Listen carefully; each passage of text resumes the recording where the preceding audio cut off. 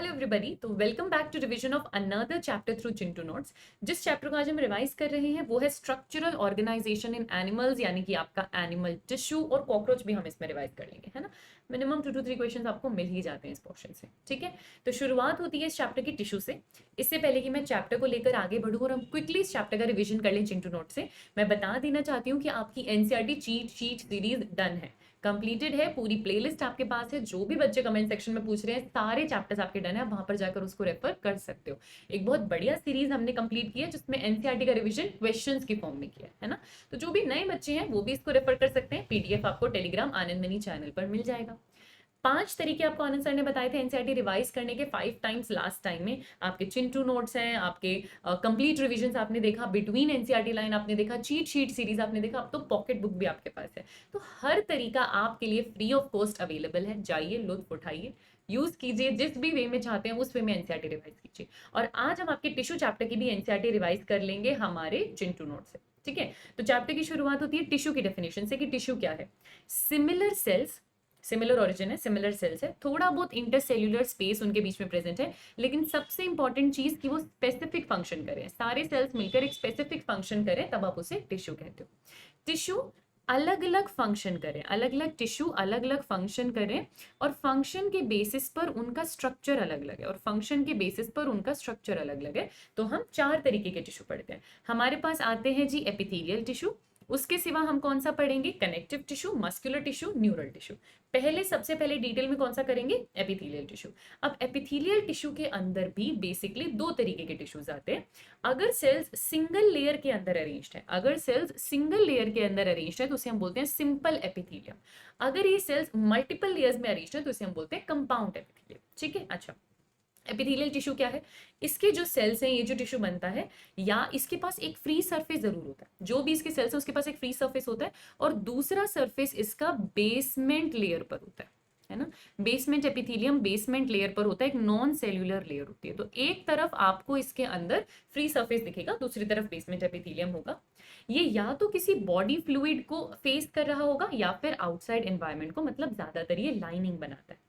Epithelial tissue के sales compactly packed है, बहुत पास पास है, इसकी वजह से जो इंटरसेल्यूलर मैट्रिक्स है वो बहुत ही कम है, बहुत ही छोटू सा, ठीक है। अब ये जो एपिथेलियल टिश्यू है, अगर ये सिंगल लेयर में प्रेजेंट है तो इसे हम क्या कहते हैं जी? सिंपल एपिथेलियम, क्योंकि सिंगल लेयर के अंदर प्रेजेंट है। इस सिंपल एपिथेलियम में भी अलग अलग सेल्स की शेप की वजह से बेसिकली ये 3 तरीके के होते हैं, है ना। आपके पास आएगा स्क्वैमोस, आपके पास आएगा क्यूबॉइडल, और तीसरा आपके पास आएगा कॉल्यूमनर। मेजर ये 3 आपके पास सिंपल एपिथेलियम में होते हैं। सिंपल एपिथेलियम टिश्यू आपको कहाँ मिलेगा? अगेन लाइनिंग ही बना रहा होगा, तो या तो लाइनिंग ऑफ बॉडी कैविटीज, या डक्ट्स की लाइनिंग, या ट्यूब्स की लाइनिंग। लाइनिंग्स में ज्यादातर सिंपल एपिथेलियम प्रेजेंट होता है, ठीक है। सबसे पहले आप कौन सा पढ़ रहे हो? स्क्वैमोस एपिथेलियम। शेप के बेसिस पर ये सारी चीजें, तो फिर से देखो, स्क्वैमोस के नाम से आपको समझ में आ जाएगा कि स्क्वायर है। स्क्वैमोस के नाम से आपको समझ में आ जाएगा स्क्वायर है। तो सेल्स कैसे होते हैं? Flat, thin layer flat sales होते हैं। एनसीईआरटी का डायग्राम ये रहा आपके सामने, आपको दिख रहा है। अच्छा, ये जो फ्लैट सेल्स है इनके बीच में इररेगुलर बाउंड्रीज होती है ना। एनसीईआरटी का वर्ड है कि इनके बीच में इररेगुलर बाउंड्रीज होती हैं, इसीलिए इसको टेसिलेटेड एपिथेलियम भी बोलते हैं। स्क्वैमोस एपिथेलियम को इसीलिए टेसिलेटेड एपिथेलियम भी बोलते हैं, ठीक है। अच्छा, इनके अंदर न्यूक्लियस, न्यूक्लियस कैसा है स्क्वैमोस एपिथेलियम का? न्यूक्लियस इसका होगा राउंड और सेंटर में। कैसा होगा? राउंड होगा और सेंटर में। फिर तीसरी इंपॉर्टेंट चीज जहां से क्वेश्चन आता है कि कहाँ मिलेगा आपको, तो इसकी लोकेशन क्या है? वॉल ऑफ ब्लड वेसल्स यानी एंडोथेलियम में है, एयर सैक्स ऑफ लंग्स, और दोनों ही जगह ये डिफ्यूजन का काम करे। एक जगह गैसेस का डिफ्यूजन हो रहा है ना, तो डिफ्यूजन का काम करे, डिफ्यूजन बाउंड्री ये मेजरली बनाता है। एक और फंक्शन बेटा इसका याद रखना, फिल्ट्रेशन। फिल्ट्रेशन का भी फंक्शन है, और ये आपके बोमन्स कैप्सूल में प्रेजेंट होता है, ठीक है। तो ये होगा स्क्वैमोस एपिथेलियम। फिर आ रहा है आपके पास क्यूबॉइडल, नाम से समझो क्यूब, क्यूब लाइक सेल्स होंगे। तो क्यूब लाइक सेल्स हैं, जैसे आप यहाँ पर देख सकते हो। इसका न्यूक्लियस भी कैसा है? इसका न्यूक्लियस भी कैसा है जी? राउंड न्यूक्लियस है, प्लस सेंटर में प्रेजेंट है। राउंड न्यूक्लियस है और सेंटर में प्रेजेंट है। इसकी लोकेशन कहाँ है?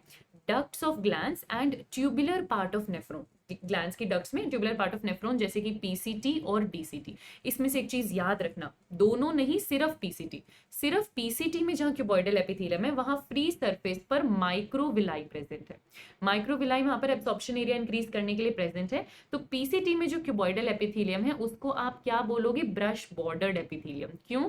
क्योंकि जो माइक्रोविलाई है वो ऐसा ब्रश जैसा अपीयरेंस दे रही है, तो उसको आप क्या बोलते हो, ब्रश बॉर्डर्ड एपिथेलियम। सिर्फ पीसीटी में है, डीसीटी में नहीं है, याद रखना, इस एग्जांपल को याद रखना, ठीक है। मेजर काम क्या है आपके क्यूबॉइडल एपिथेलियम का, सिंगल लेयर है, आपके डक्ट्स में प्रेजेंट है, ट्यूब्स में प्रेजेंट है, सिक्रीशन और एब्सॉर्प्शन का काम, ठीक है। फिर आपके पास आता है जी आपका कॉलमनर एपिथेलियम। नाम से ही समझो कॉलम लाइक है, तो टॉल और स्लेंडर सेल्स आपके पास होंगे। एनसीईआरटी का डायग्राम देख लो, इस तरीके के टॉल और स्लेंडर सेल्स आपके पास प्रेजेंट होंगे। इसका न्यूक्लियस कैसा होगा बच्चे, इसका न्यूक्लियस कैसा होगा, इसका न्यूक्लियस ओवल होता है और बेस पर होता है। ओवल होता है और बेस पर प्रेजेंट होता है, जैसे आप यहाँ पर इसको देख सकते हो, थोड़ा बेस पे यहाँ पर प्रेजेंट होगा और ओवल न्यूक्लियस होता है, ठीक है। अच्छा, इसके भी फ्री सरफेस पर आपको माइक्रोविलाई मिलेगा, यानी ब्रश बॉर्डर्ड एपिथेलियम मिलेगा इंटेस्टाइन में मेजरली। दो ही जगह, इसकी बहुत सिंपल है, दो ही जगह प्रेजेंट होता है, एक स्टमक में होता है जी, एक इंटेस्टाइन में होता है, बहुत ज्यादा दिमाग नहीं लगाना। फंक्शन इसका बिल्कुल क्यूबॉइडल जैसा सेम है, सिक्रीशन और एब्सॉर्प्शन। क्यूबॉइडल एपिथेलियम आपका हो गया। तीन तो होते हैं ये मेन एपिथेलियम, उसके सिवा एक्स्ट्रा में आपके पास आता है जी एक सिलिएटेड एपिथेलियम बच्चे और एक ग्लैंडुलर एपिथेलियम। ये दोनों मॉडिफिकेशन है। जो आपके पास ये कॉल्यूमनर और क्यूबॉइडल एपिथेलियम था, अगर इसके फ्री सरफेस पर ऐसा हेयर लाइक सीलिया प्रेजेंट है, जैसा आपको इस डायग्राम में देखने को मिल रहा है, हेयर लाइक सीलिया प्रेजेंट है, तो इसे आप सिलिएटेड एपिथेलियम बोलोगे। देखो स्क्वामोस में नहीं है, ये क्यूबॉइडल या कॉल्यूमनर में है। अगर सीलिया प्रेजेंट है तो ये आपका सिलिएटेड एपिथेलियम है। अब सीलिया क्या करता है, मूव करता है, तो मूवमेंट देता है, तो या तो ये पार्टिकल्स को मूव करेगा या फिर म्यूकस को मूव करेगा स्पेसिफिक डायरेक्शन में। दो इसका लोकेशन है, लोकेशन बहुत इंपॉर्टेंट है, या तो ये आपके ब्रोंक्यूल्स में मिलेगा, है ना, म्यूकस और फॉरेन पार्टिकल्स को मूव करने के लिए। दूसरा ये मिलेगा फेलोपियन ट्यूब में ओवा की मूवमेंट के लिए, ओवा की मूवमेंट के लिए फेलोपियन ट्यूब में आपको मिलेगा। ये आपका पीवाईक्यू भी है, सिलिएटेड एपिथेलियम का लोकेशन याद रखना, अलग अलग तरीके से पूछा जाता है कि जी ये आपके रेस्पिरेटरी ट्रैक्ट में भी है और ये आपके फेलोपियन ट्यूब में भी है। हो गया रिवीजन। फिर एक और आपके पास मॉडिफिकेशन आता है जिसे आप बोलते हो ग्लैंडुलर एपिथेलियम। अब इस ग्लैंडुलर एपिथेलियम में क्या है, सेम वही चीज बेटा, या तो क्यूबॉइडल या कॉल्यूमनर, सेम वही चीज, या क्यूबॉइडल या कॉल्यूमनर के फ्री सरफेस पर। अब यहाँ पर फ्री सरफेस पर कुछ मॉडिफिकेशन नहीं है, पर ये दोनों सेल्स अगर मॉडिफाई होकर कुछ स्पेशल सिक्रीशन करने लग जाए तो उसे आप ग्लैंडुलर एपिथेलियम बोलोगे, है ना। अब कोई भी स्पेशल सिक्रीशन करने लग जाए, ये दोनों सेल्स किसी भी तरीके की स्पेशल अगर सिक्रीशन करने लग जाएं तो वो ग्लैंड की तरह बिहेव करेंगे, ग्लैंड की तरह बिहेव करेंगे, तो आप उसे ग्लैंडुलर एपिथेलियम बोलोगे। ग्लैंडुलर एपिथेलियम का क्लासिफिकेशन एनसीईआरटी में दिया हुआ है। पहला क्लासिफिकेशन आपको क्या दिया हुआ है कि या तो सेल्स होते हैं यूनिसेल्युलर या फिर है मल्टीसेल्युलर। अगर एक सेल, एक आइसोलेटेड सेल ग्लैंड की तरह बिहेव करे तो वो यूनिसेल्युलर ग्लैंड कहलाता है। यूनिसेल्युलर ग्लैंड में आपके पास गॉबलेट सेल्स हैं जो आपके इंटेस्टाइन, आपके एलिमेंट्री कैनाल में है, और ये क्या सिक्रीट करते हैं जी, ये म्यूकस सिक्रीट करते हैं। ये क्या सिक्रीट करते हैं, ये म्यूकस सिक्रीट करते हैं। अगर क्लस्टर ऑफ सेल्स मिलकर कुछ सिक्रीशन करे तो वो मल्टी सेल्युलर है, और आपकी बॉडी के मैक्सिमम ग्लैंड मल्टी सेल्युलर है, जैसे सेलिब्री ग्लैंड। अब ये डायग्राम भी एनसीईआरटी में जो पूछा जा सकता है, इंटेस्टाइन की लेयर में कोई एक सेल सिक्रीशन करने लग जाए, जैसे गॉबलेट सेल्स, वो यूनिसेल्युलर ग्लैंड है, और सारे मिलकर सिक्रीशन करे क्लस्टर्स ऑफ सेल्स, तो वो मल्टीसेल्युलर है। इसका आइडेंटिफिकेशन डायग्राम के थ्रू आपको आना चाहिए, ठीक है। दो और क्लासिफिकेशन इस ग्लैंडुलर एपिथेलियम की दी हुई है, एक एक्सोक्राइन और एक एंडोक्राइन, ठीक है। अगर जो सिक्रीशन हो रही है, जो भी प्रोडक्ट्स रिलीज हो रहे हैं वो थ्रू डक्ट्स हो रहे हैं, तो इन्हें आप क्या कहते हो, एक्सोक्राइन ग्लैंड, है ना। एक्सोक्राइन ग्लैंड में आपका म्यूकस का सिक्रीशन, सेलिब्री ग्लैंड्स, आपका oil secretory glands, mammary glands milk secrete करेंगे, डाइजेस्टिव एंजाइम्स, सारा का सारा सिक्रीशन एक्सोक्राइन ग्लैंड का। अगर जो सिक्रीट हो रहे हैं, जो प्रोडक्ट सिक्रीट हो रहे हैं, वो डायरेक्टली इनटू द फ्लूइड जा रहे हैं, वहां पे कोई डक्ट नहीं है, तो ये आपके पास आते हैं एंडोक्राइन ग्लैंड। और एंडोक्राइन ग्लैंड की सिक्रीशन क्या है, आपके हार्मोन्स। तो जो केमिकल कंट्रोल एंड कोऑर्डिनेशन वाले चैप्टर में पढ़ा वो एंडोक्राइन, ठीक है। अच्छा, उसके बाद यहां पर ये जो आपको दिखता है नेक्स्ट, आप जो सिंगल लेयर ऑफ सेल्स था वो सिंपल एपिथेलियम था, अगर मल्टीपल लेयर सेल्स के प्रेजेंट है तो ये आपके पास कंपाउंड एपिथेलियम होता है। उससे पहले एक और चीज जान लो, किसके बारे में, शूडो स्ट्रेटिफाइड एपिथेलियम के बारे में। किसके बारे में, शूडो स्ट्रेटिफाइड एपिथेलियम के बारे में, है ना। यहां पर थोड़ा सा मैं लिख देती हूँ, शूडो स्ट्रेटिफाइड। Pseudo stratified. अच्छा पहले हम ये थोड़ा सा कंपाउंड देख लेते हैं, फिर हम शूडो स्ट्रेटिफाइड देख लेंगे। कंपाउंड एपिथेलियम क्या है? अगर more than one layer present है ना, जैसे आपको यहाँ पर दिख रहा है सिंगल लेयर नहीं है, मेनी लेयर प्रेजेंट है, तो इसे आप क्या बोलते हो? कंपाउंड एपिथेलियम बोलते हो। ठीक है, अब कंपाउंड एपिथेलियम क्योंकि मल्टीपल लेयर है तो इसका काम क्या होगा? प्रोटेक्शन का काम होगा केमिकल एंड मैकेनिकल स्ट्रेस से। या तो ये ड्राई सरफेस कवर करेगा स्किन का, पूरी स्किन पर आपका कंपाउंड एपिथेलियम होता है। बेटा कंपाउंड एपिथेलियम को स्ट्रैटिफाइड एपिथेलियम भी बोलते हैं, मल्टीपल लेयर है ना इसलिए इसको स्ट्रैटिफाइड भी बोलते हैं। ठीक है, कंपाउंड के लिए स्ट्रैटिफाइड वर्ड भी यूज किया जाता है।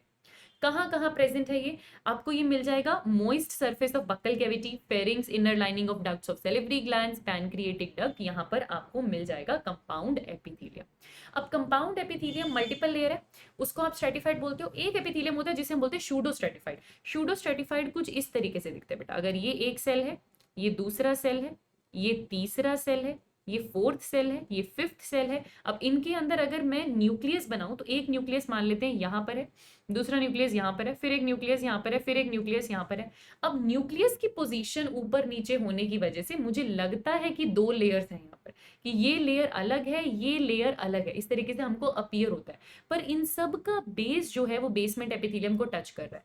तो सिंगल लेयर होना या सिंपल एपिथेलियम होना है ये सिंगल लेयर, लेकिन अपीयर ऐसे हो रहे हैं कि मल्टीपल लेयर है, तो इसे आप क्या बोलते हो? Pseudo stratified. ऐसे एपिथेलियम को आप क्या बोलते हो? Pseudo stratified. बस एक बार इतना आपको आना चाहिए। ठीक है, अच्छा कंपाउंड एपिथेलियम में एक और एग्जांपल जो आपको आना चाहिए वो है ट्रांजिशन एपिथेलियम का, वो है ट्रांजिशन एपिथेलियम का। तो इसके बारे में भी हम लिख लेते हैं, ट्रांजिशनल एपिथेलियम। अब ट्रांजिशनल एपिथेलियम भी कंपाउंड है यानी मल्टीपल लेयर्स का बना हुआ है, लेकिन इसके अंदर क्या है बेटा? सेल्स होते हैं फ्लैट, सेल्स होते हैं ग्लोब्यूलर, लेकिन ये सेल्स स्ट्रेच हो सकते हैं। ठीक है, ये सेल्स स्ट्रेच हो सकते हैं और स्ट्रेच होकर ये सेल्स फ्लैट हो जाते हैं। ग्लोब्यूलर होते हैं लेकिन स्ट्रेच होकर ये फ्लैट हो जाते हैं। ट्रांजिशनल एपिथेलियम को यूरोथेलियम भी बोलते हैं, और यूरोथेलियम इसलिए बोलते हैं क्योंकि आपके पूरे यूरिनरी ट्रैक्ट में, यूरेटर, ब्लैडर, यूरेथ्रा, पूरे यूरिनरी ट्रैक्ट में आपके पास ट्रांजिशनल एपिथेलियम होता है, जिसके सेल्स स्ट्रेच होने पर फ्लैट हो जाते हैं, तो ये अपनी शेप चेंज कर सकते हैं, इसलिए हम इनको क्या बोलते हैं? Transitional epithelium. तो ये दो नाम है जो आपको आने चाहिए। एपिथेलियम यहाँ पर आपका कंप्लीट हो जाता है। फिर आपको किसके बारे में बता रखे? सेल जंक्शंस के बारे में बता रखे। तो तीन तरीके के सेल जंक्शंस आपके पास होते हैं। कौन कौन से? आपके पास होता है टाइट जंक्शन, आपके पास होता है एडहेरिंग जंक्शन, और आपके पास होता है गैप जंक्शन। इन सब के कीवर्ड्स याद रखना, क्योंकि कीवर्ड से डायरेक्ट क्वेश्चन आता है, ये मैंने आपको चीट शीट में भी बताया था। टाइट जंक्शन मतलब दो सेल्स इतने ज्यादा पास है कि कुछ भी आपस में लीक नहीं कर सकता। तो अगर आपको लीकिंग स्टॉप करना है तो टाइट जंक्शन। जहां पर भी वर्ड सीमेंटिंग आ जाए ना, कि दो नेबरिंग सेल्स के बीच में सीमेंट है बेटा, यहाँ पर फिब्रिल्स की मदद से दोनों सेल्स आपस में सीमेंटेड टुगेदर होते हैं, तो ये आपका एडहेरिंग जंक्शन हो गया। गैप जंक्शन में कम्युनिकेशन है, जो दोनों सेल्स के बीच में यहाँ पर जंक्शन आपको दिखाई दे रहा है, ये दोनों सेल्स आपस में कम्युनिकेट कर सकते हैं, इनके साइटोप्लाज्म आपस में कनेक्टेड है, और ट्रांसफर भी हो रहा है। किस किस का ट्रांसफर हो रहा है? आयंस का, स्मॉल मॉलिक्यूल्स का, एंड समटाइम बिग मॉलिक्यूल्स, और ये आपके पास पीवाईक्यू भी है। तो ये तीन तरीके के जंक्शन आपके पास यहाँ पर प्रेजेंट होते हैं, और यहाँ आपका एपिथेलियल टिश्यू हो गया समाप्त। दूसरा टिश्यू जो आपके पास आता है वो आता है कनेक्टिव टिश्यू। दूसरा टिश्यू जो हमारे पास आता है वो आता है हमारे पास कनेक्टिव टिश्यू। कनेक्टिव टिश्यू क्या है? मोस्ट अबंडेंट है एनिमल बॉडी में, most abundant and widely distributed tissue. दोनों चीजें याद रखना, सबसे ज्यादा अबंडेंट, सबसे ज्यादा डिस्ट्रीब्यूटेड कनेक्टिव टिश्यू होता है। कनेक्टिव टिश्यू को कनेक्टिव टिश्यू इसलिए बोलते हैं क्योंकि ये लिंक करता है टिश्यूज और ऑर्गन्स को, कनेक्ट करता है, तो ये कनेक्शन और सपोर्ट प्रोवाइड करता है, इसीलिए आप इसको क्या बोलते हो? Connective tissue. ठीक है, कनेक्टिव टिश्यू किस किस चीज का बना होता है? तो कनेक्टिव टिश्यू में एक मैट्रिक्स होता है, कुछ बेसिक चीज आप जान लो, कनेक्टिव टिश्यू में एक मैट्रिक्स होता है। मैट्रिक्स इसका बना होता है मोडिफाइड पॉलीसेकेराइड का, मोडिफाइड पॉलीसेकेराइड का। ठीक है, कुछ सेल्स होते हैं जो इसको सिक्रीट करते हैं, इस मैट्रिक्स को सिक्रीट करते हैं। कुछ और सेल्स होते हैं जो यहाँ पर फाइबर्स सिक्रीट करते हैं। तो आपको मैट्रिक्स भी मिलेगा, आपको फाइबर भी मिलेगा, और कुछ और सेल्स भी आपको मिलेंगे। ज्यादातर सब कनेक्टिव टिश्यू में ये सारी चीजें आपको मिलती हैं। आपको मैट्रिक्स भी मिलता है नंबर 1, आपको फाइबर्स भी मिलेंगे नंबर 2, और आपको अलग अलग तरीके के सेल्स भी यहाँ पर मिलेंगे। ठीक है, तो ये तीनों चीजें आपको मिलती हैं। एक कनेक्टिव टिश्यू ऐसा है जिसमें फाइबर नहीं मिलता, वो है ब्लड। तो ब्लड याद रखना, ये ऐसा कनेक्टिव टिश्यू है जिसमें आपको फाइबर नहीं मिल रहा। ठीक है, बाकी आपको जनरली फाइबर्स मिल जाएंगे, कोलेजन फाइबर, व्हाइट फाइबर, या elastin fibre, yellow fibre. Collagen fibre थोड़ा हार्ड होता है, इलास्टिन फाइबर में इलास्टिसिटी ज्यादा होती है। इन फाइबर्स का काम क्या होता है? कनेक्टिव टिश्यू को स्ट्रेंथ देना, इलास्टिसिटी देना, फ्लेक्सिबिलिटी देना। अब आ जाओ क्लासिफिकेशन पे। तो कनेक्टिव टिश्यू आपके पास आ रहे हैं लूज कनेक्टिव टिश्यू और आपके पास आ रहे हैं डेंस कनेक्टिव टिश्यू। आप अगर देखो कनेक्टिव टिश्यू तो loose connective tissue, dense connective tissue, तीसरा होता है स्पेशलाइज्ड कनेक्टिव टिश्यू। तीन तरीके के कनेक्टिव टिश्यू होते हैं, ठीक है। सबसे पहले आपके पास कौन सा होता है, loose connective tissue. Loose connective tissue मतलब इस कनेक्टिव टिश्यू में जो सेल्स हैं और जो फाइबर्स हैं वो लूजली अरेंज्ड है। पीछे इनके अंदर एक सेमी फ्लूइड मैट्रिक्स है, मैट्रिक्स को ग्राउंड सब्सटेंस बोलते हैं। इसमें सेल और फाइबर लूजली अटैच्ड है, तो लूज कनेक्टिव टिश्यू। दो तरीके के होते हैं loose connective tissue, areolar tissue होता है और एडिपोज टिश्यू होता है। एरियोलर टिश्यू वो होता है जो स्किन के नीचे जस्ट प्रेजेंट है, पूरे बॉडी में स्किन के नीचे ही प्रेजेंट होता है। इसके अंदर आपको फाइब्रोब्लास्ट मिलेंगे जो फाइबर्स बनाएंगे, मैट्रिक्स होगा। उसके सिवा दो मेन सेल है, मैक्रोफेज और मास्ट सेल। मैक्रोफेज इसका फैगोसाइटोसिस करने का काम करता है, तो ये फैगोसाइटोटिक सेल हो गया। और मास्ट सेल इसका इम्यूनिटी वाला हो गया, जो कि सेरोटोनिन भी सिक्रीट कर रहा है, जो हिस्टामिन भी सिक्रीट कर रहा है, जो हिपैरिन भी सिक्रीट करे। तो ये तीनों चीजें मास्ट सेल सिक्रीट करती हैं। Loose connective tissue, areolar tissue आपको इस डायग्राम में दिया हुआ है, ये एनसीईआरटी का डायग्राम है। इसमें देखो आपको कोलेजन फाइबर दिखाए हुए हैं, ये कोलेजन फाइबर सिक्रीट करने वाले फाइब्रोब्लास्ट सेल दिखाए हैं, मैक्रोफेज भी दिखाया है, मास्ट सेल भी दिखाया है। मैं दोबारा क्यों बता रही हूँ, क्योंकि ये डायग्राम आया हुआ है, इस पे क्वेश्चन बनता है। तो लूज कनेक्टिव टिश्यू का फाइबर और सेल्स आपको याद रखने हैं। दूसरा टिश्यू आपके पास आता है जी एडिपोज टिश्यू। इसका मेजर काम होता है फैट को स्टोर करना। ये बीनीथ द स्किन होता है, around heart, blood vessels and kidney, ये आपका पीवाईक्यू है। जहां पर भी फैट स्टोर करना है, ये सेल स्पेशलाइज्ड होते हैं बेटा फैट स्टोर करने के लिए। फैट आपके पास दो तरीके के होते हैं, एक आपके पास होता है ब्राउन फैट, दूसरा आपके पास होता है व्हाइट फैट। ब्राउन फैट का काम होता है हीट इंसुलेशन देना, याद रखना। ब्राउन फैट का काम होता है हीट इंसुलेशन देना। जो आपके हाइबरनेटिंग मैमल्स हैं या छोटे बच्चे हैं, उनमें ब्राउन फैट ज्यादा होता है, तो ब्राउन फैट क्या करता है, हीट इंसुलेशन प्रोवाइड करता है। जबकि व्हाइट फैट जो है स्टोर्ड न्यूट्रिएंट्स रख रहा है। तो जब भी आपको न्यूट्रिशन की जरूरत पड़ेगी, ये फैट टूट के आपको न्यूट्रिशन देगा, तो वो स्टोर्ड न्यूट्रिएंट्स का काम कर रहा है, ठीक है। चलो, तो यहाँ पर आपका कंप्लीट हो गया एडिपोज टिश्यू। फिर हमारे पास आता है क्या, डेंस कनेक्टिव टिश्यू। इसमें जो हमारे फाइबर्स और फाइब्रोब्लास्ट हैं वो कंपैक्टली पैक्ड होंगे, पास होंगे। ये भी आपके पास दो तरीके के होते हैं, डेंस रेगुलर, डेंस इरेगुलर। इनका डायग्राम देखो एनसीईआरटी में, ये डेंस रेगुलर है, ये डेंस इरेगुलर है। इनको पहचानना आपको आना चाहिए। क्या डिफरेंस होता है इन दोनों में, अगर ये जो कोलेजन फाइबर्स हैं ये पैरेलल रोज में एकदम सिस्टमैटिकली बढ़िया तरीके से, शानदार तरीके से अरेंज्ड है, तो ये आपका डेंस रेगुलर टिश्यू है। अगर ऐसे एकदम डिसओरिएंटेड है, उबड़ खाबड़ है, कोई फाइबर इधर जा रहा है, कोई इधर जा रहा है, कोई फिक्स्ड ओरिएंटेशन नहीं है, है ना, सब कोई डिफरेंटली ओरिएंटेड है, तो ये इरेगुलर टिश्यू होता है। दूसरा क्वेश्चन आ सकता है इनका एग्जाम्पल। तो डेंस रेगुलर के एग्जांपल्स में आपके पास आते हैं एक टेंडन और एक लिगामेंट, जिनको याद रखना बहुत ही सिंपल। एक ट्रिक मैं बच्चों को बताती हूँ, दैट इज बबली। बबली में आपके पास क्या मतलब होता है कि बोन और बोन को ज्वाइन करता है लिगामेंट। तो लिगामेंट वो डेंस रेगुलर है जो बोन को बोन से ज्वाइन करे, तो टेंडन अपने आप क्या हो जाएगा, जो मसल को बोन से ज्वाइन करे। डेंस इरेगुलर की अगर आप बात करो तो ये स्किन में प्रेजेंट है, बस इतना आपको याद रखना है। तो दोनों तरीके के कनेक्टिव टिश्यू हो गए। तीसरा कनेक्टिव टिश्यू आपके पास आता है specialised connective tissue. Specialised connective tissue को भी आप फर्दर दो में डिवाइड कर सकते हो। एक आपके पास होता है स्केलेटल कनेक्टिव टिश्यू, दूसरा आपके पास होता है फ्लूइड कनेक्टिव टिश्यू, ठीक है। जो स्केलेटल कनेक्टिव टिश्यू है आपके पास, इसमें आती हैं आपकी बोन और कार्टिलेज, ठीक है। और जो फ्लूइड कनेक्टिव टिश्यू है, इसमें आपके पास आता है आपका ब्लड और लिम्फ, ठीक है। ब्लड और लिम्फ, ब्लड और लिम्फ की बात मैं यहाँ पर नहीं करूंगी, क्योंकि ये हम ह्यूमन फिजियोलॉजी में पढ़ लेते हैं। ह्यूमन फिजियोलॉजी में आपने चिंटू नोट्स में रिवाइज कर भी लिया।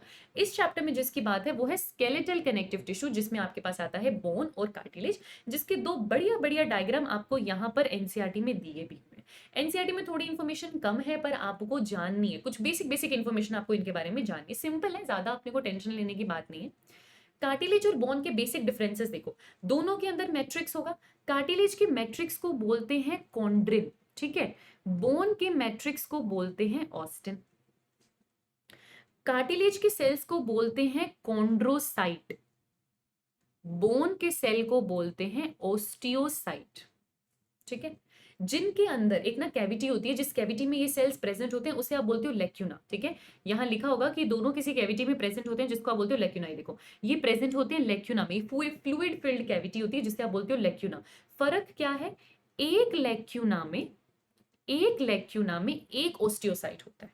कॉन्ड्रोसाइट के टाइम क्या है, एक लेक्यूना में मोर देन वन कॉन्ड्रोसाइट्स है। कॉन्ड्रोसाइट्स थोड़े ज्यादा प्रेजेंट होते हैं, ठीक है। कॉन्ड्रोसाइट बनाने वाले सेल को कहा जाता है कॉन्ड्रोब्लास्ट। कॉन्ड्रोब्लास्ट, ये थोड़ा सा यहाँ पर कंप्लीट नहीं हो रहा है, मैं इधर कर देती हूँ, कुछ बेसिक चीजें आपको आनी चाहिए इसलिए मैं रिवाइज करवा रही हूँ। बनाने वाले सेल्स को क्या कहते हैं? कॉन्ड्रोब्लास्ट। और आपके ओस्टियोसाइट बनाने वाले सेल्स को क्या कहते हैं? ओस्टियोब्लास्ट। सिंपल है, सिंपल है। अच्छा ठीक है, तो कार्टिलेज में आपको क्या मिलेगा जी? कॉन्ड्रोसाइट मिलेंगे और कुछ कोलेजन फाइबर्स, इलास्टिन फाइबर ज्यादा मिलते हैं, ठीक है। Cells of cartilage are called chondroblast, नहीं कॉन्ड्रोसाइट। इनका मैट्रिक्स कैसे होता है ये बहुत इंपॉर्टेंट है, तो मैं यहाँ लिख रही हूँ। ये आपके पास हुआ कार्टिलेज, क्या ये आपको दिख रहा है? ठीक है। और ये आपके पास हुआ बोन। कार्टिलेज का जो मैट्रिक्स होता है जो आपको याद रखना है, सॉलिड प्लस प्लायबल। प्लायबल मतलब इट कैन रेजिस्ट कंप्रेशन, आप इसको इस तरीके से कंप्रेस कर सकते हो, है ना। बोन के अंदर क्या होता है? Hard plus non pliable, it can not resist compression और ये हार्ड होता है। कार्टिलेज का मैट्रिक्स अगर आप देखोगे तो इसके अंदर आपको थोड़ी सी येलो इलास्टिन फाइबर ज्यादा मिलेंगे। बोन में आपको व्हाइट कोलेजन फाइबर ज्यादा देखने को मिलते हैं, थोड़ा हार्ड है। कार्टिलेज थोड़ा सा इलास्टिक होता है, ठीक है। मैट्रिक्स का डिफरेंस भी आपको मिल गया, सेल्स का डिफरेंस भी आपको मिल गया, बनाने वाले सेल्स का डिफरेंस भी आपको मिल गया। बोन का मैट्रिक्स इस तरीके से सर्कुलर पैटर्न में प्रेजेंट है जिसे हम बोलते हैं लेमिला। तो लेमिले आपको बोन में देखने को मिलता है लेकिन कार्टिलेज में देखने को नहीं मिलता, ठीक है। कार्टिलेज क्या है? आपके एम्ब्रियो में ज्यादा होते हैं, एडल्ट में ये बोन में कन्वर्ट हो जाते हैं। बोन का मेजर काम क्या है? स्ट्रक्चरल फ्रेमवर्क देना और अंदर सॉफ्ट ऑर्गन्स को प्रोटेक्ट करके रखना, ये काम आपकी बोन का होता है। तो आई होप कुछ मेजर चीजें मैंने आपको यहाँ पर कार्टिलेज और बोन की रिवाइज करवा दी हो जहां से क्वेश्चन बन सकता है, ठीक है। दोनों का ग्राउंड सब्सटेंस भी आपने देख लिया। अच्छा, बोन के अंदर ना आपको इनऑर्गेनिक सब्सटेंसेस में कैल्शियम का डिपोजिशन मिल जाएगा। यहाँ पर आपको कैल्शियम का डिपोजिशन मिल जाएगा, इसकी हार्डनेस के लिए रिस्पॉन्सिबल कैल्शियम सोल्ट्स आपको मिल जाएंगे, कोलेजन फाइबर्स आपको मिल जाएगा। उतना आपको कार्टिलेज में देखने को नहीं मिलता। ब्लड की अगर मैं बात करूं, वो फ्लूइड कनेक्टिव टिश्यू है, उसमें एक प्लाज्मा होता है जो 55% पार्ट बनाता है, बाकी 45% इसके फॉर्म्ड एलिमेंट्स होते हैं जिसमें आरबीसी है, डब्ल्यूबीसी है और प्लेटलेट्स है। डिटेल में ये चीज आपने ह्यूमन फिजियोलॉजी में पढ़ी है।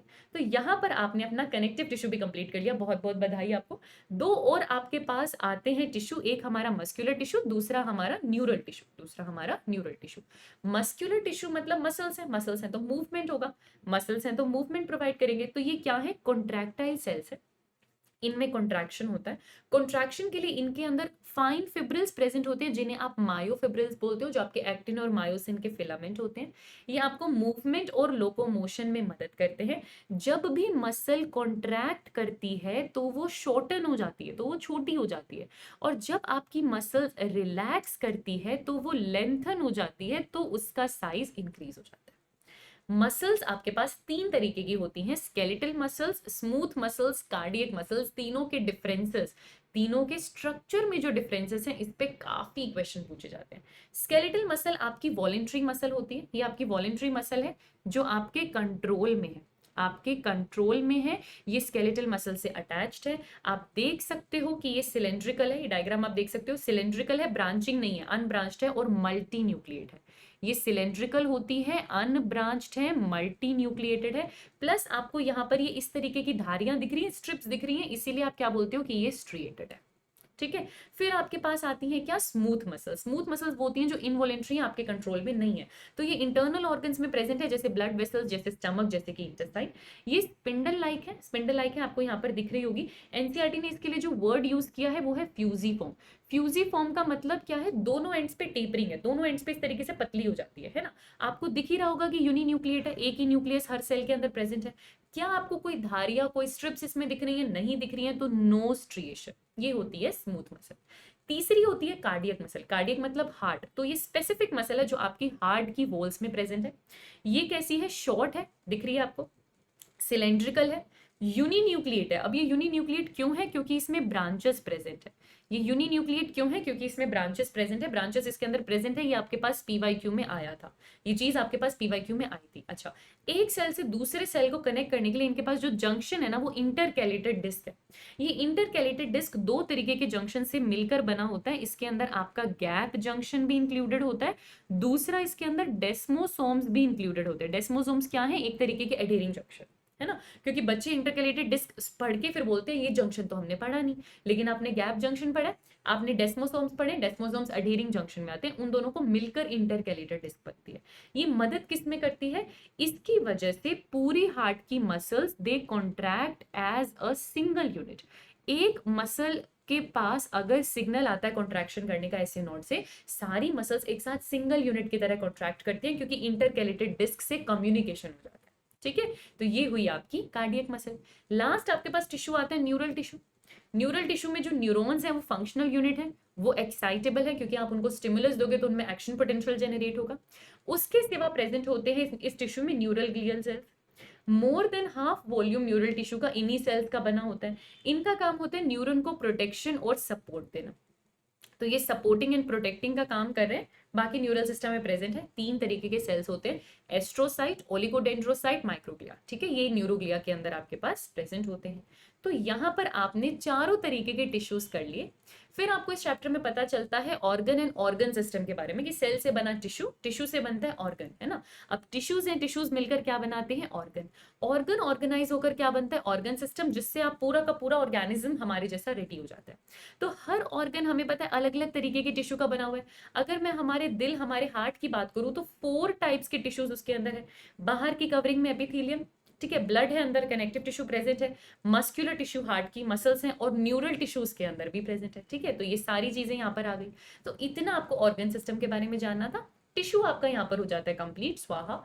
लेकिन हमें किसके बारे में और पढ़ना है, हमारे प्रिय हैंडसम एकदम कॉकरोच के बारे में। इसके बारे में हमें कुछ कुछ इन्फॉर्मेशन यहाँ पर होनी चाहिए। ठीक है जी, चलो कॉकरोच के बारे में फटाफट से, पहले मॉर्फोलॉजी, उसको बाहर से देखेंगे, फिर एनाटॉमी काट के अंदर से कॉकरोच को देखेंगे। बाहर से देखो जरा कॉकरोच को, टेरेस्ट्रियल है, लैंड पे रहता है, रात के टाइम एक्टिव है, नॉक्टर्नल है, ऑमनीवरस है, क्योंकि सीड वगैरह भी खा लेगा, रोटी वगैरह पे भी बैठ जाएगा, और आपका कार्निवर भी है।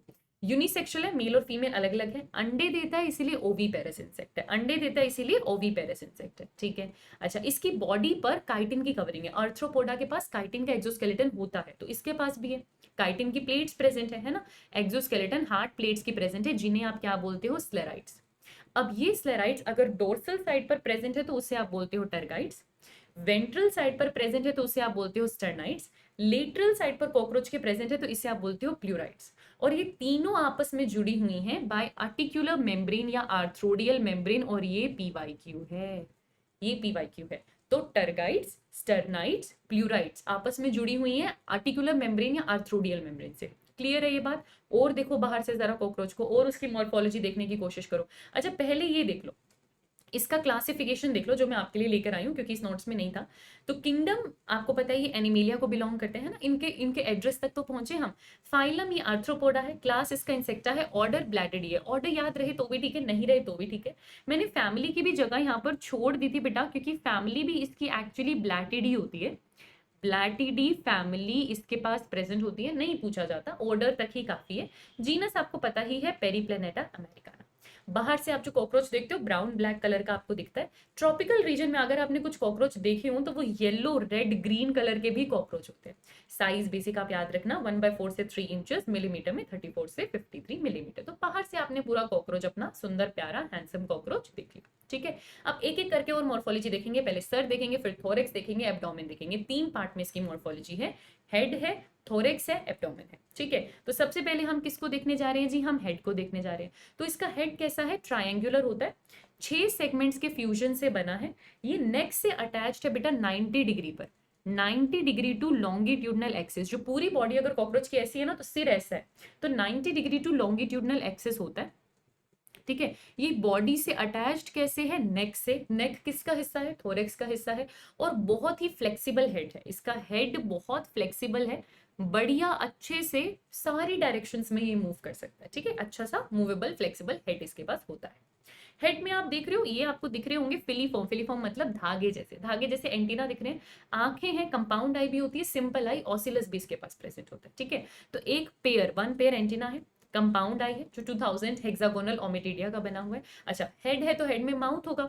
माउथ पार्ट्स में क्या क्या इंक्लूडेड होता है ना? एक आपके पास आएगा लेब्रम जो कि अपर लिप है, फिर आपके पास आएगा लेबियम जो कि लोअर लिप है, एक आएगी हाइपोफेरिंक्स जो टंग जैसी है, वन पेयर इसके पास मैंडिबल, वन पेयर इसके पास मैक्सिला जो फूड की ग्राइंडिंग में मदद करने वाले जो जैसे स्ट्रक्चर है। ठीक है, माउथ इसका होता कैसे है? बाइटिंग प्लस चूइंग टाइप का। माउथ होता कैसे है ये याद रखना, ये इंपॉर्टेंट चीज है, बाइटिंग प्लस चूइंग टाइप का। हेड देख लिया, माउथ देख लिया, फिर आएगा थोरेक्स, फिर आएगा थोरेक्स। थोरेक्स के हैं जी तीन हिस्से, कौन कौन से? Prothorax, mesothorax, metathorax. ये डायग्राम में देख लो, ये आपके पास है प्रोथोरेक्स, ये आपके पास है मीजोथोरेक्स और फिर ये आपके पास है मेटाथोरेक्स। तीन हिस्से होते हैं थोरेक्स के। हर पार्ट जो है थोरेक्स का उसमें से एक पेयर तो वॉकिंग लेग्स इसकी आती है ना? तो तीन पेयर इसके पास लेग्स हैं जो हर एक सेगमेंट से आ रही हैं, चलने में मदद कर रहे हैं। दो पेयर इसके पास विंग्स होते हैं। तो किससे विंग्स नहीं आ रहे? प्रोथोरेक्स से विंग्स नहीं आ रहे। विंग्स कहाँ कहाँ से आ रहे हैं? एक मीजोथोरेक्स से आएंगे, एक मेटाथोरेक्स से आएंगे। जो मीजोथोरेक्स से इसके पंख आ रहे हैं वो टेगमीना है। टेगमीना का मतलब समझते हो? फोल्स विंग्स है। फोल्स विंग्स है मतलब ये विंग्स इसको उड़ने में कहीं मदद नहीं कर रहे। ये जो विंग्स होते हैं ये होते हैं आपके पास, ये होते हैं आपके पास ओपेक, है ना? डार्क है, ओपेक है, लेदरी है। ये उड़ने में मदद नहीं कर रहे। पहली बात, इन्हें ना टेगमीना भी बोलते हैं। ठीक है, और ये जो है ना ओपेक है, डार्क है।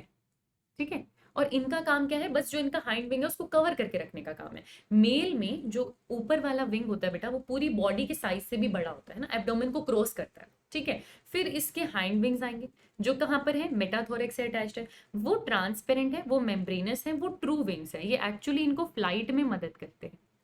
ये ट्रू विंग्स होते हैं, इलाइट्रा भी बोलते हैं। ये इनको फ्लाइट में एक्चुअली मदद करते हैं। ठीक है, ये इनको फ्लाइट में एक्चुअली मदद करते हैं। ठीक है, एब्डोमेन कितने सेगमेंट्स का बना हुआ है? थोरेक्स हो गया, एब्डोमेन आया, एब्डोमेन 10 सेगमेंट्स का बना हुआ है। बढ़िया, ओके, ठीक है। अच्छा, लॉन्ग सेगमेंटेड एनल सर्काई प्रेजेंट है, याद रखना। दोनों मेल और फीमेल दोनों के पास 10th सेगमेंट पर, एकदम लास्ट एब्डोमेन की 10th सेगमेंट पर एनल सर्काई प्रेजेंट है। मेल्स के पास सिर्फ और सिर्फ एनल स्टाइल्स प्रेजेंट है। ये आपको बहुत अच्छे से याद रखना है। एनल स्टाइल सिर्फ मेल के पास है, क्वेश्चन बहुत बार अलग अलग तरीके से रिपीटेड होता है। सरकाई दोनों के पास है, स्टाइल मेल के पास है। मैं हमेशा याद करवाती हूँ बच्चों को, स्टाइल सिर्फ मेल मारता है। ठीक है, अच्छा, फिर आपके पास क्या आ रहा है जी? एनस होगा, जेनाइटल अपर्चर होगा जो कि हाइंड एंड में इनके पास प्रेजेंट होगा। जेनाइटल अपर्चर में आपको जो एक्सटर्नल जेनेटिलिया देखने को मिलता है उसे गोनेपोफाइसिस या फैलोमियर बोलते हैं। मेल में भी आपको एक्सटर्नल जेनेटिलिया देखने को मिलेगा, फीमेल में भी आपको एक्सटर्नल जेनेटिलिया देखने को मिलेगा। ठीक है, ये हमने देख लिया, मोर्फोलॉजी हमने देख ली। ये आपके पास देखो हेड वाले रीजन में एक कंपाउंड आई जो 2000 हेक्सागोनल ओमेटिडिया का बना हुआ है, जो नॉक्टर्नल विजन प्रोवाइड करता है। ऑसिलस यानी सिंपल आई, है ना? आपके पास वन पेयर एंटीना है जो कि they allow in monitoring the environment, है ना? एनवायरनमेंट को सेंस करने में मदद करता है, एंटीना है। ये माउथ पार्ट्स है, मैंडिबल, मैक्सिला, लेब्रम, लेबियम। और आपको उनके ये वाले डायग्राम्स भी याद रखने हैं। ये टंग हो गया, आपके पास ग्राइंडिंग के लिए मैंडिबल हो गया, मैक्सिला हो गया, मैक्सिला हो गया one pair, labrum upper lip और लेबियम लोअर लिप। सारे माउथ पार्ट्स आ गए। अब थोड़ा सा हम कॉकरोच को कट करेंगे और अंदर से देखेंगे, यानी कि उसकी एनाटॉमी देखेंगे। एनाटॉमी में सबसे पहले जैसे ही मैंने उसको कट किया मुझे क्या दिखाई दिया? उसका बढ़िया सा डाइजेस्टिव सिस्टम, जिसका डायग्राम एनसीईआरटी में आपको ये वाला दे रखा है। ठीक है, तो डाइजेस्टिव सिस्टम जरा कॉकरोच का देखो। उसको आप एलिमेंट्री कैनाल बोलोगे। तीन हिस्सों में डिवाइडेड है, एक आपके पास आ रहा है फोर गट, दूसरा आपके पास आ रहा है मिड गट और तीसरा आपके पास आ रहा है हाइंड गट। ठीक है, पूरा जो फोर गट है उसमें एक माउथ आएगा, माउथ खुलेगा फेरिंग्स में, फेरिंग्स खुलेगा ट्यूब में जिसे आप बोलोगे ईसोफेगस। ईसोफेगस ग्राइंडिंग में मदद नहीं करता, ग्राइंडिंग में मदद गिजर्ड करता है। ईसोफेगस फिर ओपन करता है क्रॉप में, क्रॉप स्टमक जैसा होता है तो वो फूड को स्टोर करने का काम करता है। वो खुलता है छोटू से स्ट्रक्चर गिजर्ड में, गिजर्ड को प्रोवेंट्रिकुलस भी बोलते हैं, गिजर्ड को प्रोवेंट्रिकुलस भी बोलते हैं। गिजर्ड फूड की ग्राइंडिंग में मदद करता है, जी हाँ, क्योंकि बाहर तो मसल है, अंदर क्यूटिकल की कवरिंग है ना? और वो किस में कन्वर्ट होता है? 6 काइटिनियस प्लेट में। अब ये जो 6 काइटिनियस प्लेट है यही तो इसके दांत यानी कि टीथ की तरह बिहेव करेंगे, और क्योंकि ये टीथ की तरह बिहेव करते हैं ये जो है फूड की ग्राइंडिंग में मदद करते हैं, ये जो है फूड की ग्राइंडिंग में मदद करते हैं। ठीक है, अब बेटा यहाँ पर आपकी फोरगट देखो, ये रही गिजर्ड तक, गिजर्ड तक। ठीक है, और ये रही मिडगट। तो फोरगट और मिडगट के जंक्शन पे ये जो धागे धागे जैसा हमको दिख रहा है, ब्लाइंड ट्यूब्यूल्स हमें दिख रही हैं, ये हैं हिपैटिक सी के, वेरी इंपॉर्टेंट। ठीक है। फिर आप देखोगे ये मिड गट और ये हाइंड गट, इनके जंक्शन पे मुझे ऐसा धागे धागे जैसा स्ट्रक्चर दिख रहा है, ये मेरे पास क्या है, मेलफिजियन ट्यूब्यूल्स, अगेन वेरी इंपॉर्टेंट। ठीक है, तो एक बार देख लो यहाँ पे, देख लो यहाँ पे फटाफट से, हमें क्या दिख रहा है, हिपैटिक सी के 6 to 8 ब्लाइंड ट्यूब्यूल्स का बना हुआ, फोर गट और मिड गट के जंक्शन पर प्रेजेंट है, ये डाइजेस्टिव जूस सिक्रीट करता है, पीवाईक्यू है। ठीक है, मिड गट के बाद आता है hind gut, hind gut mid gut के कंपैरिजन में थोड़ा ज्यादा ब्रॉड होता है, ब्रोडर होता है। ठीक है, मिड हाइंड गट के 3 हिस्से होते हैं, इलियम, कोलोन और रेक्टम। अब आपका मिडगट और हाइंडगट के जंक्शन पे 100 to 150 फिलामेंटस मेलफिजियन ट्यूब्यूल्स होते हैं, येलो कलर के, येलो कलर के। ठीक है, इनका काम क्या होता है, एक्सक्रीटरी ग्लैंड है बेटा, एक्सक्रीशन में मदद करेगा, यूरिक एसिड बनाएगा ताकि यूरिक एसिड सिक्रीट आउट हो सके, सारे वेस्ट को यूरिक एसिड में कन्वर्ट करता है ताकि यूरिक एसिड सिक्रीट आउट हो सके। तो ये दोनों चीजें बहुत इंपॉर्टेंट है, हिपैटिक सीके भी और मेलफिजियन ट्यूब्यूल्स भी। हिपैटिक सीके की वजह से मिड गट में मैक्सिमम डाइजेशन होगा और मेलफिजियन ट्यूब्यूल एक्सक्रीशन में मदद करेंगे। फाइनली डाइजेस्टिव सिस्टम खुलेगा रेक्टम के बाद एनस में, जिससे फीकल मैटर बाहर। यहाँ पे एक बार देख लो, आपको डायग्राम में दिख जाएगा, माउथ है, फेरिंग्स है, सेलिवरी ग्लैंड है, सेलिवरी रिजर्वॉयर है, छोटी सी ट्यूब ईसोफेगस, स्टोर करने के लिए क्रॉप, पूरे फॉरगट की लाइनिंग क्यूटिकल की होती है बेटा। फिर गिजर्ट जिसे प्रोवेंट्रिकुलस बोलते हैं, जहां फूड की ग्राइंडिंग होगी। मिडगट हाइंडगट में आपको इलियम, कोलोन, रेक्टम दिख रहा है जो एनस में एग्जिट करेगा। मिडगट को मिजेंटेरोन भी बोलते हैं। और आपके पास आ गया हिपैटिक सीके और मेलफिजियन ट्यूबल्स। डाइजेस्टिव सिस्टम तो हमारा कंप्लीट। फिर हमारे पास आता है सर्क्यूलेटरी सिस्टम। आर्थ्रोपोडा है तो open blood vascular system. Heart इसका बहुत बढ़िया है, एकदम लंबी सी मस्कुलर ट्यूब है जो कि मिड डोर्सली प्रेजेंट है, थोरेक्स और एब्डोमेन में मिड डोर्सली ट्यूब जैसा स्ट्रक्चर है। ठीक है, उसमें बहुत सारे फनल शेप्ड चेंबर्स हैं। कितने चेंबर्स हैं, 13 चेंबर्स हैं। कितने चेंबर्स हैं, 12, सॉरी 12 चेंबर्स हैं, है ना। 12 चेंबर्स हैं जिसके अराउंड मसल्स होती हैं आपकी एलेरी मसल्स, है ना, आपकी एलेरी मसल्स होती हैं। ये 13 पेयर होती हैं। सॉरी, मुझे लग रहा है मैंने यहाँ पर उल्टा बोल दिया, इसको करेक्ट कर लो। अरे अरे अरे अरे अरे सॉरी, करेक्ट कर लो, पहले हम सही कह रहे थे। 13 ही चेंबर्स होते हैं, 13 ही चेंबर्स होते हैं, 12 पेयर एलेरी मसल्स होते हैं, क्योंकि दोनों के बीच में एक है ना, हो जाती गलती, कोई नहीं, इसको करेक्ट कर लो। तो 12 पेयर एलेरी मसल्स हैं और 13 चेंबर आपके पास इनका दिल होता है, 13 चेंबर्स का बना हुआ। ठीक है, अच्छा, साइनस इनके पास है। दोनों तरफ जो फनल शेप्ड आपके चेंबर्स हैं उनपे एक पोर प्रेजेंट है जिसे आप बोलते हो ओस्टिया। ठीक है, पिगमेंट इनके पास है नहीं, तो ब्लड को आप हीमोलिम्फ बोलते हो, कोई पिगमेंट इनके पास प्रेजेंट नहीं है। साइनस से जो ब्लड है, जो हीमोलिम्फ है, वो हार्ट में एंटर करेगा थ्रू ओस्टिया और वापस किस में पंप हो जाएगा, साइनस में। तो बहुत ज्यादा आपको याद नहीं करना, ऐसा ट्यूब लाइक मल्टीपल चेंबर्स का बना हुआ एक दिल है, साइनस है, ऑस्टिया है, काफी रहेगा। ओपन ब्लड वेस्कुलर सिस्टम है, ट्यूब प्रेजेंट नहीं है और डायरेक्टली हीमोलिम्फ जो है ऑर्गन्स को नहलाता है, बेद करते हैं ऑर्गन्स उसमें। ठीक है, फिर आता है आपके पास जी रेस्पिरेटरी सिस्टम। रेस्पिरेटरी सिस्टम के लिए क्या है, ट्रैकिया है। ट्रैकिया आगे जाकर टूटता है छोटे छोटे ट्रैक्यूल्स में, और ट्रैक्यूल से जो बॉडी के ऑर्गन्स है वो डायरेक्टली ब्लड का एक्सचेंज करते हैं। लेटरल साइड पर इस ट्रैकिया की ओपनिंग प्रेजेंट होती है जिसे हम बोलते हैं स्पाइरिकल। स्पाइरिकल कितने हैं, 10 पेयर, ये याद रखना, इससे क्वेश्चन आता है। ये कहां पर है, लेटरल साइड पे स्पाइरिकल से। अच्छा, इसका सीक्वेंस पर बहुत बार क्वेश्चन आता है कि हवा कहाँ कहाँ जाएगी, तो स्पाइरिकल से अंदर आएगी ट्रैकिया में, ट्रैकिया से ट्रैक्यूल में, ट्रैक्यूल से फिर बॉडी सरफेस पे एकदम डायरेक्ट एक्सचेंज है, बीच में कुछ नहीं आता, एकदम डायरेक्ट एक्सचेंज है जो ट्रैक्यूल से होता है, and that is through diffusion. तो ये हो गया रेस्पिरेटरी सिस्टम। फिर आता है एक्सक्रीटरी सिस्टम। एक्सक्रीटरी सिस्टम मैं आपको पहले ही बता चुकी हूँ, इनके पास मेलफिजियन ट्यूब्यूल्स है। कहाँ है, मिडगट और हाइंडगट के जंक्शन पे है। 100 से 150 येलो कलर के धागे जैसे स्ट्रक्चर्स होते हैं, येलो कलर के। ठीक है, और ये क्या करते हैं, नाइट्रोजनस वेस्ट को लेकर उसको यूरिक एसिड में कन्वर्ट करते हैं। इसीलिए कॉकरोच एक यूरिकोटेलिक एनिमल है। आपके पास एक क्वेश्चन आया था पीवाईक्यू में, जहां पर उन्होंने क्या बोला था कि इनमें से कौन सा एक्सक्रीटरी वेस्ट है कॉकरोच का, और करेक्ट ऑप्शन था पोटेशियम यूरेट। अब पोटेशियम यूरेट एनसीईआरटी में कहीं नहीं है, पर एक ही ऑप्शन था जहां यूरेट आ रहा है, यूरिक एसिड आ रहा है, इतना तो हमें पता था ना, यूरिक एसिड सिक्रीट करते हैं, उस कॉमन सेंसेस को सॉल्व करना था। ठीक है, ये रिवाइज कर लिया हमने। उसके सिवा आपका कॉकरोच कुछ और भी एक्सक्रीटरी मटेरियल बनाता है, जैसे फैट बॉडी, कुछ और ऑर्गन्स हैं जो एक्सक्रीशन में मदद करते हैं, जैसे फैट बॉडी, नेफ्रोसाइट, यूरिकोस्क्राइड। ये 3 एक्स्ट्रा हैं जो आपको याद रखने हैं।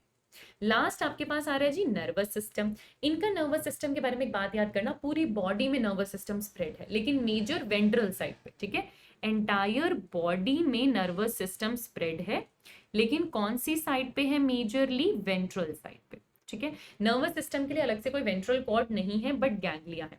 गैंग्लिया ऑलमोस्ट हर सेगमेंट में आपको देखने को मिल जाएगा, वेंट्रल नर्व कॉर्ड से अटैच्ड है। ब्रेन जैसा एक स्ट्रक्चर आपके पास प्रेजेंट है जो सुप्रा इसोफिजियल गैंग्लिया होता है, ठीक है। थोरेक्स में भी गैंग्लिया मिलेंगे 3, एब्डोमेन में भी गैंग्लिया मिलेंगे 6, है ना। हेड वाले रीजन में एक सुप्रा इसोफिजियल गैंग्लिया होता है जो ब्रेन की तरह काम करता है। उसमें से जो नर्व्स आती हैं वो एंटीना और कंपाउंड आई को जाती है, ठीक है। अच्छा, अब इसी की वजह से कहते हैं कि अगर एक कॉकरोच का सिर काट दिया जाए, एकदम धड़ से अलग कर दो उसका सिर, तो भी वो 1 वीक तक सरवाइव कर लेता है। क्यों? क्योंकि उसके पास नर्वस टिश्यू पूरी बॉडी में प्रेजेंट है। तो 1 वीक के बाद उसकी डेथ क्यों हो जाती है? क्योंकि बेटा अगर आपने सिर काट दिया ना, एंटीना नहीं है मॉनिटर सेंस करने के लिए, माउथ पार्ट नहीं है खाना खाने के लिए, तो वो स्टारवेशन की वजह से उसकी डेथ हो जाती है। अदरवाइज वो 1 वीक तक सर्वाइव कर जाता है अगर आप उसका हेड कट कर दो तो भी, क्योंकि पूरी बॉडी में नर्वस सिस्टम उसके पास प्रेजेंट है। अच्छा, कॉकरोच के पास सेंस ऑर्गन्स कौन कौन से? तो कॉकरोच के पास एक पेयर एंटीना, आईज है, कंपाउंड आईज है, मैक्सिलरी और लेबियल पैल्प्स हैं, और जो एनल सर्काई 10th सेगमेंट पे था ना दोनों की, ये सब सेंसरी ऑर्गन है, ठीक है। कंपाउंड आई जो इनके पास है 2000 हेक्सागोनल ओमिटिडिया से बनी हुई है। यही कंपाउंड आई इनको नॉक्टर्नल विजन देती हैं, इनको मोजैक विजन देती हैं, रात में देखने में इनको मदद कर रही हैं। क्या प्रॉपर्टी है इस विजन की? इसमें बेटा सेंसिटिविटी बहुत आई। आप सोचो ना, एक आंख में 2000 ओमिटिडिया, तो फट इतना सभी मूवमेंट सेंस कर लेंगी, तो वेरी हाई सेंसिटिविटी, लेकिन लो रेजोल्यूशन, लेकिन लो रेजोल्यूशन, ये होती है आपकी कंपाउंड आई। एकदम लास्ट सिस्टम कॉकरोच का आपके पास आता है विच इज रिप्रोडक्टिव सिस्टम, है ना। तो इसके बारे में हम थोड़ा थोड़ा देख लें। कॉकरोच यूनिसेक्सुअल है, यानी मेल और फीमेल आपको साफ साफ अलग अलग दिखाई देगा। मेल के अंदर आपके पास क्या है जी? 2 टेस्टिस हैं। कौन से सेगमेंट पर है? 4th से 6th, ये आपको दिख रही है यहाँ पे, 4th से 6th इनके पास ये रहा और ये रहा टेस्टिस है। वहीं बेटा फीमेल में साथ साथ में देख लो, फीमेल में 2 ओवरीज हैं। कौन सा सेगमेंट है इनके पास? 2nd से 6th। कौन सा सेगमेंट है? 2nd से 6th, ये देख लो, 2nd से 6th इनके पास फीमेल का ग्लैंड प्रेजेंट है। अब इस 6th नंबर पे मेल के पास होता है मशरूम ग्लैंड। 4 से 6 पे टेस्टिस खत्म हुआ, इसी 6th सेगमेंट पे मेल के पास एक्सेसरी ग्लैंड होता है जिसको मशरूम ग्लैंड भी बोलते हैं, जिसको फैलिक ग्लैंड भी बोलते हैं, जिसको मशरूम ग्लैंड भी बोलते हैं, जिसको फैलिक ग्लैंड भी बोलते हैं। और इसी मतलब यहाँ पर 6th और 7th सेगमेंट पे तो ये मशरूम ग्लैंड प्रेजेंट है। फीमेल्स के अंदर इस 6th सेगमेंट पे, फीमेल्स के अंदर इस 6th सेगमेंट पे स्पर्मेटोफोर है। फीमेल्स के पास इस 6th सेगमेंट पे स्पर्मेटोफोर का पेयर प्रेजेंट है, जहां से आपके जो स्पर्म्स है उनकी एंट्री होती है। तो यहाँ पर आपके पास स्पर्मेथिकल पोर है, यहाँ पर आपके पास स्पर्मेथिकल पोर है, ठीक है। अच्छा देखो, तो मेल के अंदर हमने क्या देखा? यहाँ पर टेस्टिस है, टेस्टिस के बाद एब्डोमिनल सेगमेंट्स में टेस्टिस है, वहां से आएगी वास डिफरेंस, ठीक है। ये देखो 2 जो ट्यूब आ रही है वास डिफरेंस, वो ओपन करेगी इजैकुलेटरी डक्ट में, ये रही आपकी ejaculatory duct, through seminal vesicle. Seminal vesicle का इसके अंदर सिक्रीशन गिरेगा और फाइनली मेल का जो गोनोपोर है वहां से बाहर आएगा। और मेल का गोनोपोर कहाँ है? एनस के वेंट्रल साइड पे है, ठीक है। वैसे मैं आपको डिटेल में लेके जा रही हूँ, पर जेनाइटल पाउच से ही ज्यादा क्वेश्चन आते हैं।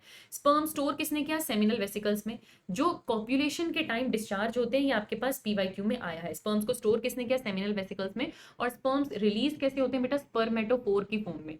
मतलब ये जो सारे स्पर्म्स है ना, ये आपस में ग्लूड टुगेदर होते हैं, चिपके हुए होते हैं, इस तरीके से ही वो रिलीज होते हैं, जिन्हें आप क्या बोलते हो? स्पर्मेटोफोर, ठीक है। फीमेल्स की बात करें, 2 ओवरी, 2nd से 6th सेगमेंट, 6th सेगमेंट पर आपको स्पर्मेटिकल पोर दिखाई देगा। हर ओवरी के अंदर 8 ओवरियोल्स हैं, आपको दिख रहे हैं, ये 8 ओवरियोल्स यहाँ पर प्रेजेंट है, जिनके अंदर डेवलपिंग ओवा यहाँ पर प्रेजेंट होता है। फीमेल के अंदर 7th स्टर्नम बोट शेप्ड का होता है, 8th और 9th स्टर्नम मिलके इनका ब्रूड या जेनिटल पाउच बनाते हैं। ये क्वेश्चन आया हुआ है, very very very important. Female में जेनिटल पाउच किस किस की मदद से बनता है? एक ये जो आपके पास स्पर्मेथिका है उसकी ओपनिंग, कोलेट्रल ग्लैंड्स है जो कि ऊथिका कैप्सूल बनाने का सिक्रीशन करने का काम करते हैं, ये रहे आपके कोलेट्रल ग्लैंड्स, इनका ओपनिंग। और जो फीमेल का गोनोपोर है, फीमेल का जेनाइटल पोर है, तीनों मिलकर फीमेल का जेनाइटल पाउच बनाते हैं। वही चीज बेटा मेल में भी लिख लो, क्योंकि मेल के पास भी जेनाइटल पाउच होता है। जो इंपॉर्टेंट चीज है ना इसके रिप्रोडक्शन में, ये जेनाइटल पाउच ही है। तो मेल के पास भी जेनाइटल पाउच होता है। मेल का जेनाइटल पाउच है जी 9th and 10th टर्गा यानी dorsal side, and and ninth sternum also, ninth का स्टर्नम ऑल्सो। यहाँ पर मेल का जेनाइटल पाउच है। मेल के जेनाइटल पाउच में क्या क्या आता है? मेल का एक्सटर्नल जेनिटिलिया जिसे गोनापोफाइसिस बोलते हैं, ठीक है। मेल का एनस आ जाएगा, एनस आ जाएगा, और मेल का गोनोपोर आ जाएगा। तो ये तीनों चीजें मेल में जेनाइटल पाउच बनाती है, ये आपको मिनिमम याद रखना है, ठीक है। अब दोनों ओवरी से निकलती है ओविडक्ट, दोनों ओविडक्ट जुड़कर एक सिंगल ओविडक्ट बनाती है, वही उसी को वजाइना बोलते हैं, उसी को फीमेल के अंदर वजाइना बोलते हैं। अब फर्टिलाइजेशन हो गया। फर्टिलाइजेशन होने के बाद जो फर्टिलाइज्ड एग्स आपके पास बने हैं उनके बाहर एक कैप्सूल सिक्रीट होना है जो कोलेटरल ग्लैंड करता है। उस कैप्सूल को आप बोलते हो ऊथिका। तो हाँ, सारे के सारे फर्टिलाइज्ड एग इस ऊथिका के अंदर रहते हैं। एक एवरेज फीमेल 9 से 10 ऊथिका रिलीज करती है, ठीक है। और एक ऊथिका में 14 to 16 फर्टिलाइज्ड एग्स प्रेजेंट होते हैं, 14 to 16 फर्टिलाइज्ड एग्स प्रेजेंट होते हैं। पेरीप्लेनेटा अमेरिकाना का जो डेवलपमेंट है वो पोरोमेटाबोलिस है, यानी इनके लार्वा में और एडल्ट में ज्यादा डिफरेंस नहीं होता, बहुत हद तक ये सिमिलर दिखाई देते हैं, बहुत हद तक ये सिमिलर दिखाई देते हैं। इनके अंदर कितनी मोल्टिंग होती है? 13। मोल्टिंग मतलब एक्सटर्नल स्किन शेड करना ताकि अंदर से थोड़ा बड़ा डेवलप्ड लार्वा निकल के आ सके। तो 13 मोल्टिंग होती है, ये नंबर याद रखना। इनके लार्वा, इनका जो लार्वा है, जो निम्फ है और एडल्ट है, उसमें सिर्फ विंग पैड्स का डिफरेंस होता है। इनके निम्फ में विंग पैड्स हैं, इनके एडल्ट में विंग है, सिर्फ और सिर्फ इतना डिफरेंस है, और कोई डिफरेंस नहीं होता निम्फ और एडल्ट स्टेज में। मोजाइक विजन इनके पास प्रेजेंट होता है, सेंसिटिविटी ज्यादा है, रेजोल्यूशन कम है, नाइट में इनको देखने में मदद करता है ना। और यहाँ पर आपका पूरा मेल और फीमेल कॉकरोच रिप्रोडक्टिव सिस्टम भी कंप्लीट हो गया। मेजरली बेटा एक तो इनकी टेस्टिस और ओवरी का पोजीशन याद रखना, 4 से 6, सेकंड से 6। उसके सिवाय जो जेनाइटल पाउच आपने दोनों का देखा ना, ये याद रखना, मैक्सिमम क्वेश्चन इससे निकल जाएंगे, ठीक है। और यहाँ पर आपका कॉकरोच वाला चैप्टर हो जाता है कंप्लीट। तो लिख देना कमेंट सेक्शन में कि कॉकरोच डन। मिलेंगे और एक और चैप्टर का भी चिंटू नोट्स खत्म कर लेंगे तो 11th आपका पूरा हो जाएगा। तब तक के लिए keep learning, all the very best.